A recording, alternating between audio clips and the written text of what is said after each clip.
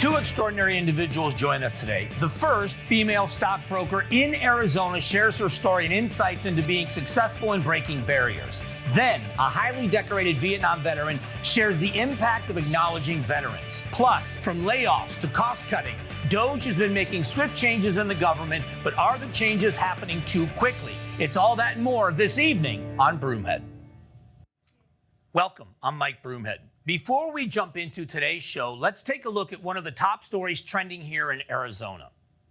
The Arizona Supreme Court has two new hires that are making national headlines. The catch? They're not real people. Hi there. I'm Victoria, one of the Arizona Supreme Court's new AI reporters. That is one of the new AI-generated avatars the Arizona Supreme Court is using to help create videos on decisions issued by the justices. It started with the idea of the videos. I really wanted the video because I know that people increasingly get their news by watching a video. And it's very convenient. It's very fast.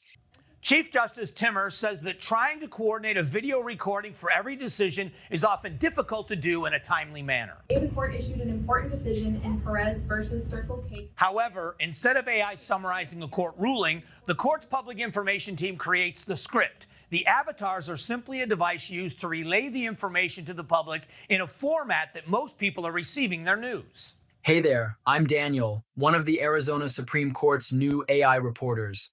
The PIO can take a script from our news release and simply take maybe 20 minutes to feed it into the avatar. So it can go out very quickly. You don't have to hunt someone down to take a video. So that's why we ended up landing on the avatars. I think that AI can absolutely make legal information more accessible, but the extent to which audiences will engage with these videos depends heavily on their execution. Factors should be considered in evaluating breach, not. The Arizona Supreme Court using AI avatars seems to be a first for the U.S. court system. They're also looking at other ways the avatars can deliver the information, including a version translated into Spanish. It's interesting because I think the acceptance of this is largely going to be generational. Older generation that's not used to these kinds of things may have a hard time accepting something that isn't actually a person. But I think younger people that have grown up with cell phones and smartphones and everything that's transitioned are so used to this. It is the way that they are having news delivered to them. So for them, this is just the next generation of what they've been doing all along. That acceptance is going to be much better. And if it saves time, if it saves money, and it gets us accurate information in a timely manner, I think overall it's the best way to do things. It's that generation gap for people and how they're going to accept it. That's going to be the challenge in the short term, but in the long term, this is going to be the way business is done. Coming up, a trailblazer in Arizona finance shares her exceptional story and her insight into having the courage to be successful in a career. Next. It's important to recognize and thank the fine Arizona men and women who are serving in our country's military. One of the ways we do that is through a segment called From Arizona for America, brought to you by my good friends at Sanderson Ford. Join me in honoring Marine Corps Lance Corporal Mason Howe, a native of Prescott, Arizona. He's a combat engineer with the Marine Wing Support Squadron 174 stationed in Hawaii. For a list of more of our friends and neighbors that are from Arizona for America, go to the Broomhead tab at cw7az.com.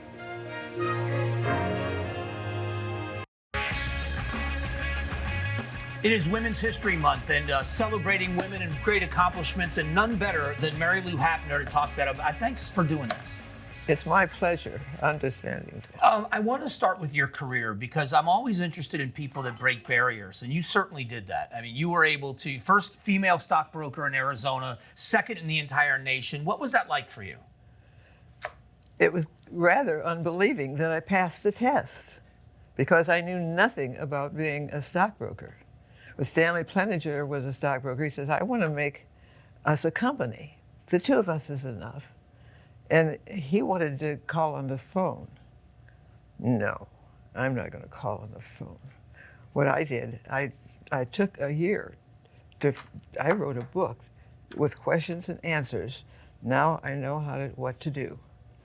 So in Sun City, people told me there was Sun City. So in the newspaper is M.L. Hapner, Stocks, Bonds, and Trusts. not Mary Lou Hapner. Okay. At the restaurant at 2 o'clock at Tuesday afternoon. About 10 would come, only get coffee, tea, or water. All those people in Sun City went to breakfast, lunch, and dinner. And so it was absolutely wonderful to get clients. I became the stockbroker in 68, 69. With a friend, I said, we're going to work too hard, so let's go to Europe for 3 months. And so now I've had the privilege of teaching myself. And I gave them little cards of the name, address, telephone number, and on the back is, what is your question? That way I could call them. Right. Of course, that's easy. I got clients. It was amazing that as a woman, and I was younger then, in 1970, men, stockbrokers would come in on, and I said, no, unfortunately, you're not invited. And so they had to leave. But that's how I got clients. And within 2 years, I had millionaire clients in 1970. That's incredible. That'd be like 25 million today. I'm not bragging, but in 2 years, I had enough money to build a house. That's an incredible accomplishment, especially for breaking the barrier in the industry. I do want to ask you your association with Sandra Day O'Connor. Obviously, an Arizona icon and such big accomplishments of her own, but you had a relationship with her. We were friends before she was announced. And when we heard that, I said, and she's going to have an interview. Ronald Reagan, of course, was the one who made her the judge. And so after the interview, I had my run, I was in charter, at my office as a stockbroker, I had the little guy delivers jelly beans to her because that's what Ronald Reagan always had. I thought, I say congratulations, and she opened the door. I didn't think I'd hear from her for 2 weeks. Ring, ring, ring. Thank you for the jelly beans. Very nice. I said, I'd like to have a wonderful reception for you. For Charter 100, you're a member, but now you're much more than a member. She said, oh, that would be wonderful. And so October 31st, before she left for Washington, D.C., I didn't know what to do. And I kind of got nervous about, I have to do something wonderful for her. So I started thinking in England, back in the old days of England, something important, proclamation. So that's what I titled Proclamation. I wrote it beautifully,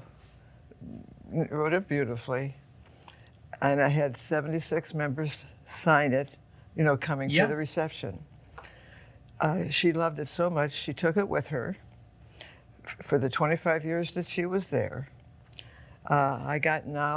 It's also, that was at the Arizona Historical Society, the Hurd Museum, the Capitol Building, her house, the Girl Scouts cabin named after her, and this past couple months, it's at ASU. It's an incredible accomplishment. We celebrate this month, obviously, but we think that you're such an icon here in Arizona. I thank you for sharing your story with us today. It's pretty incredible. That was my pleasure. We'll be back in a moment. Coming up, Doge has been making changes quickly and abruptly, but are changes happening too quickly? We're getting some expert thoughts next.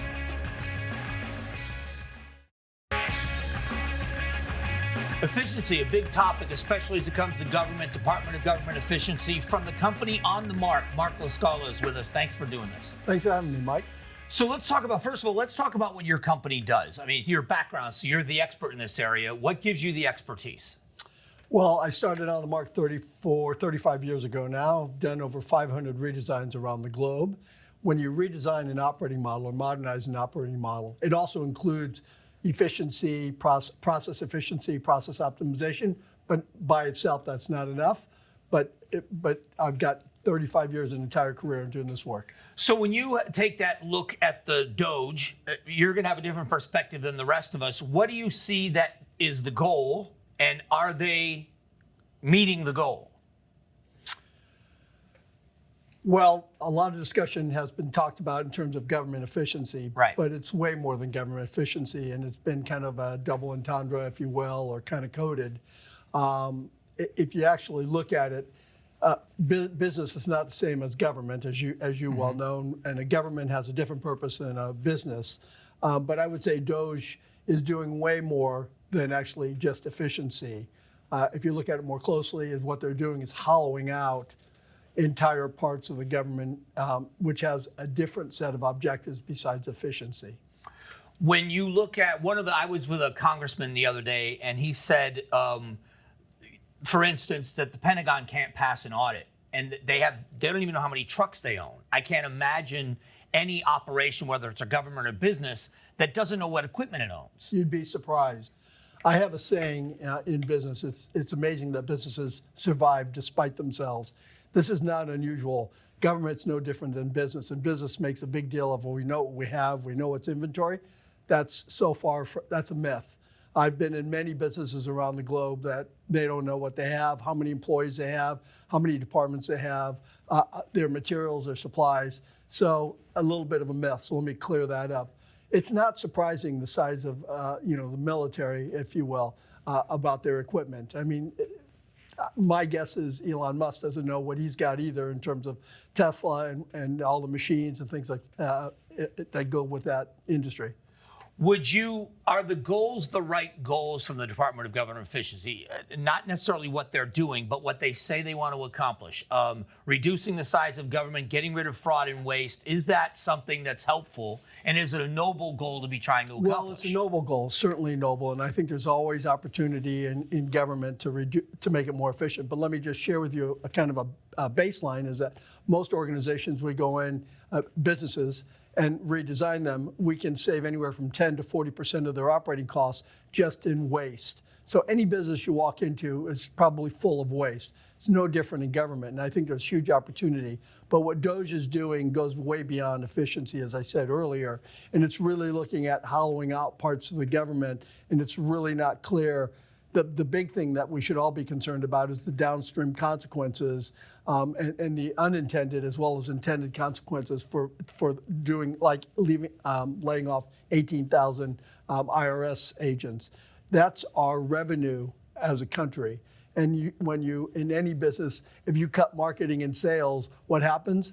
You can have the best operations in the world, but you don't have anything coming in the door.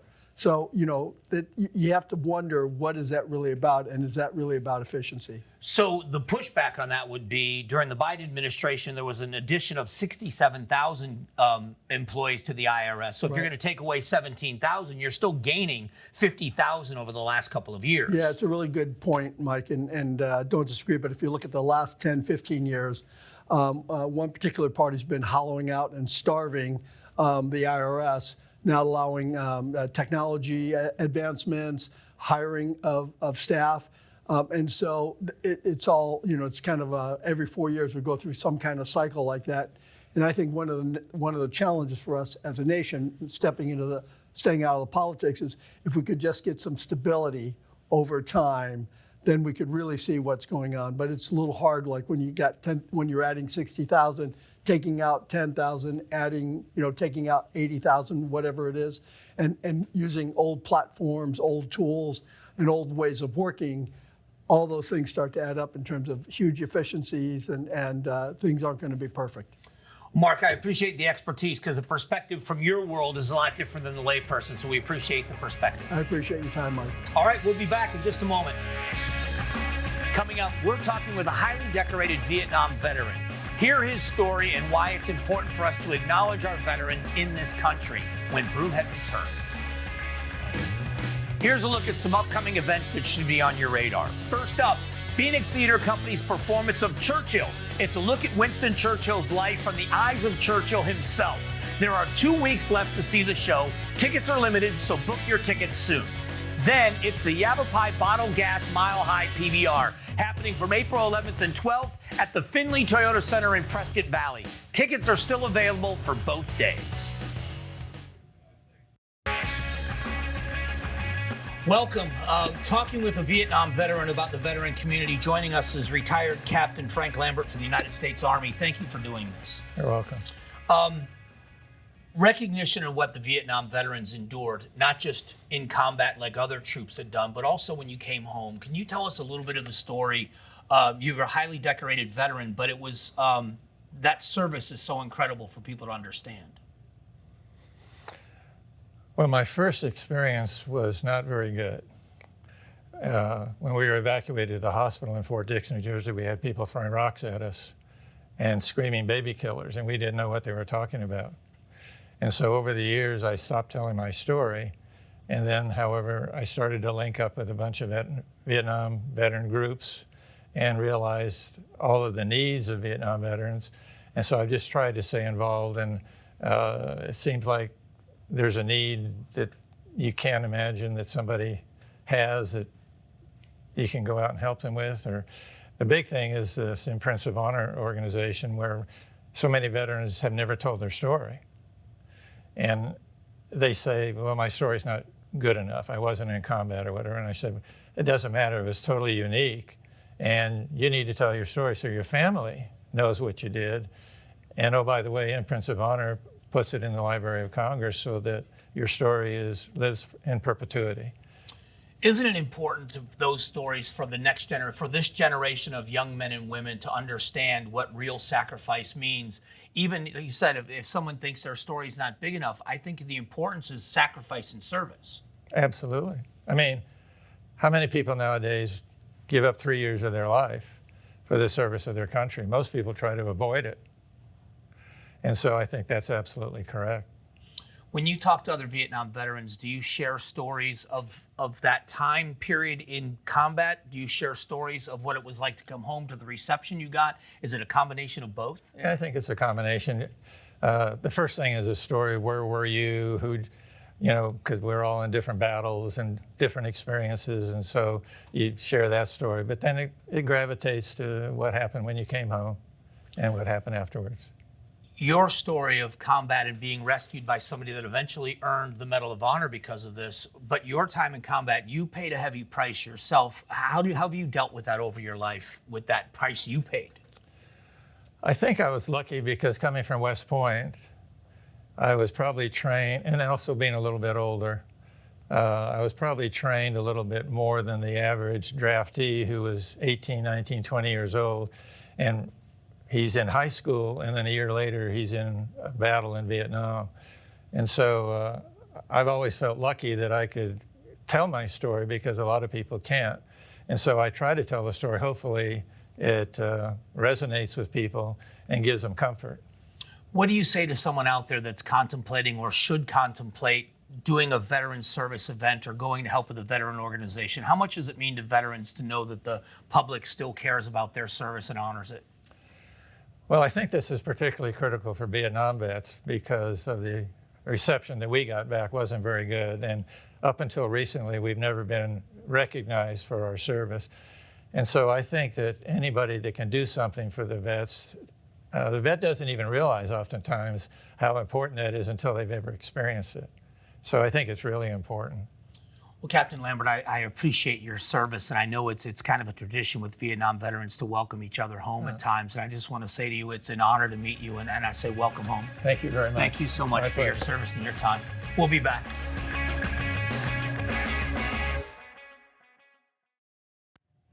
Thank you to all the guests who joined us on today's show. If you missed any of these interviews or want to rewatch them, head over to cw7az.com/Broomhead.